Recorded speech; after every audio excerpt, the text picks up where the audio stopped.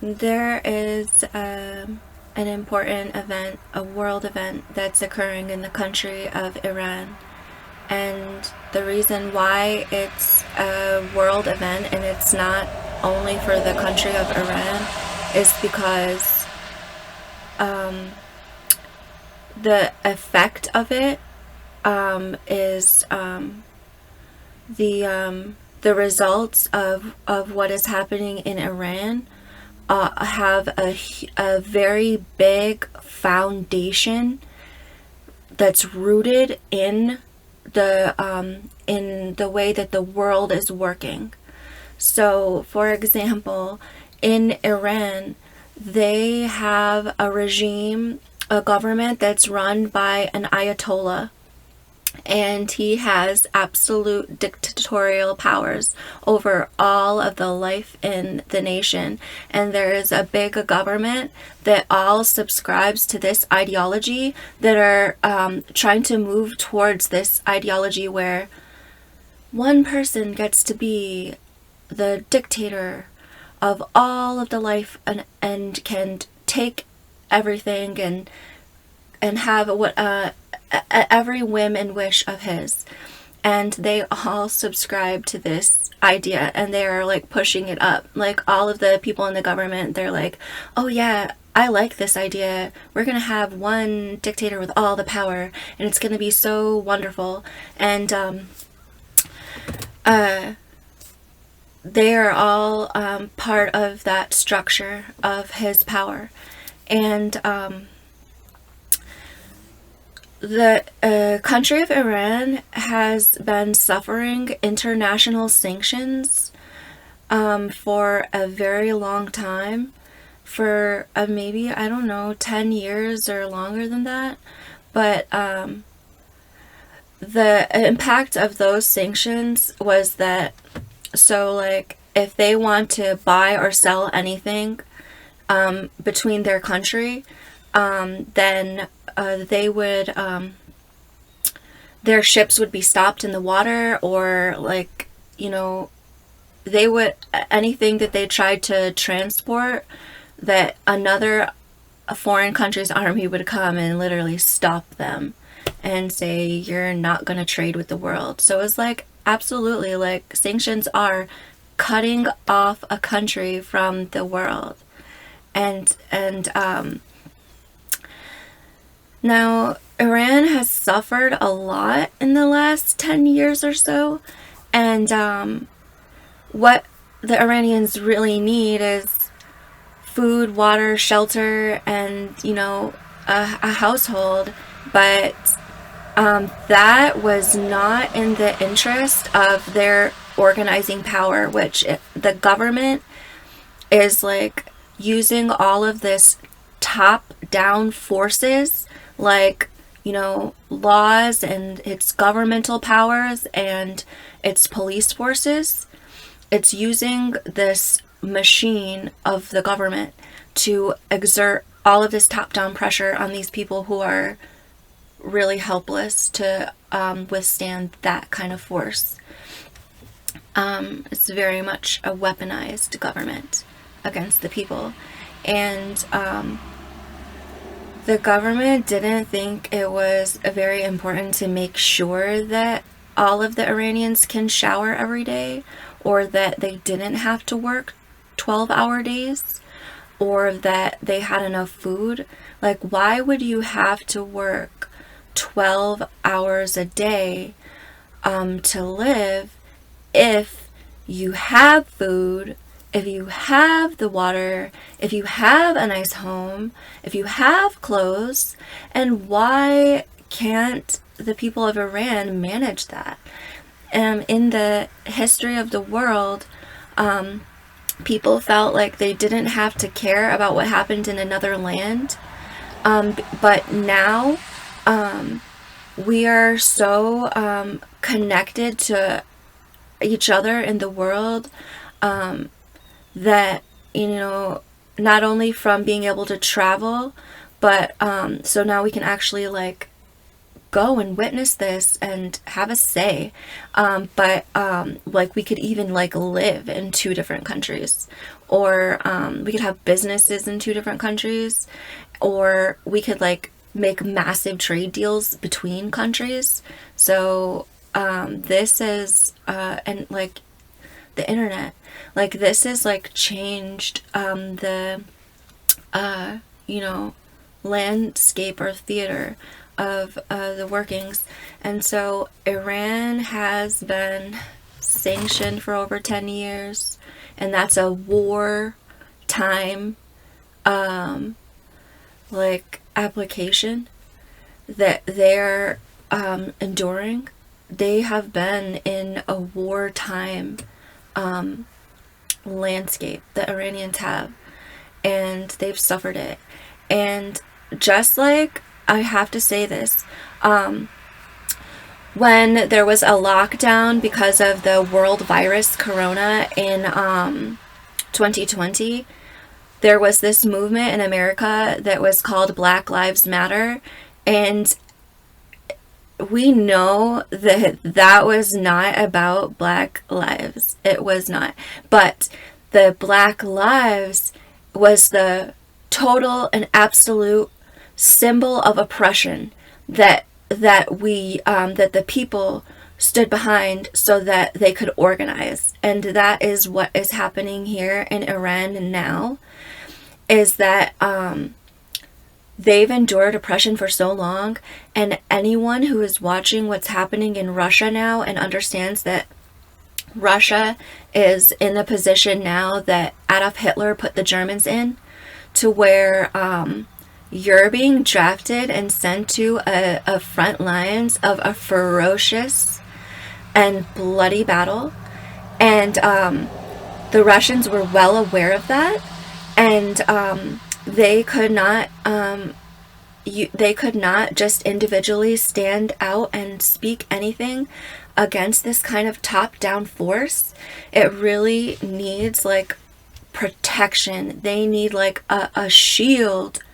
And so now they're essentially, the poor Russians are literally running out there without shields. They have no shields. They didn't get a chance. It's straight World War II, out of Hitler style, where you don't even have a chance to defend yourself. You won't even have a chance to raise up your shield. They're being drafted. And they are like running to the borders. And from what the other Russians say in the English language on their channels, that you try to cross over the border and they send you to the recruiting station. So the Iranians now have very much like the corona and the Black Lives Matter, they took this symbol of this total depravity, which was the killing of the black man George Floyd. It was absolute depravity. Now think about how many black people, you know, are being just terrorized by the police forces, because, you know, police, there's a certain kind of person who decides that I want to be a police officer, and you know, there's certain kind of people that say like, I've had so much crap in my life that I don't want to go to jail, and I don't care if this crazy man wants to stop me with his car and exert his superiority over me. I'm gonna run. And the penalty for running away from the law is not death. It's not death. You cannot put a capital punishment. We don't even agree that it's okay to use capital punishment in a civilized world, because when he was a little baby in his arms, is he responsible for everything? No, everything that happens in your life is absolutely an influence of your environment and your upbringing. And when these people decided that they don't want to go to jail tonight and they run, you have no authority in a civilized world, under the law. You have no authority to gun him down for running, okay? If he wants to run, he had drugs in his car, so what? And the penalty for drugs in your car is not death. And now you can translate this to what's happening in Iran, is that this girl, her hijab wasn't on all the way. It doesn't matter. Maybe, you know what? More than likely, her hijab is on the right way, but she said something that they didn't like, because everybody in the Middle East who's had to live under dictatorial regimes knows that I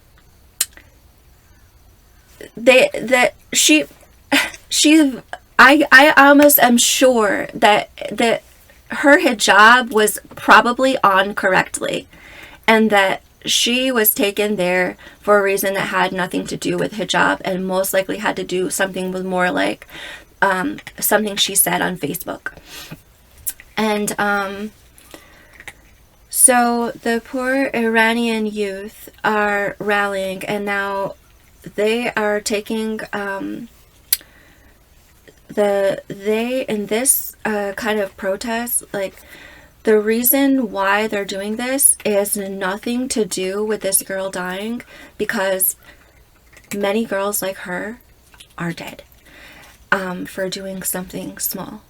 And this is not the first young girl, 20-year-old, that was beaten to death and murdered by police. I am absolutely sure of that.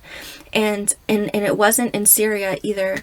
And this is exactly what happened in Syria, that people were being attacked and taken away and killed in the jails one by one, quietly, and it was never a problem.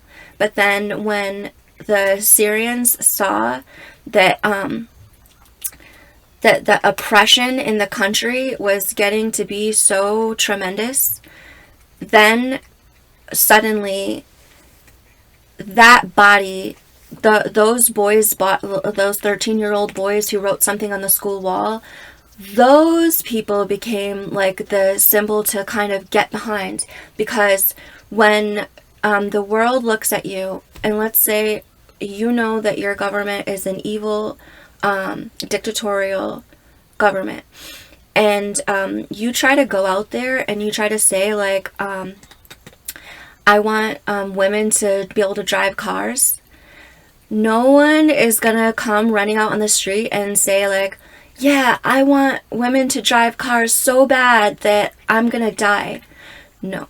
There is hundreds of people being killed in Iran right now, not because this girl did it because they care so much about if you can wear the hijab or not, but because they know that that it's so dangerous, that they are literally in so much danger, and all they had to do was look across and see what's happening to the Russians.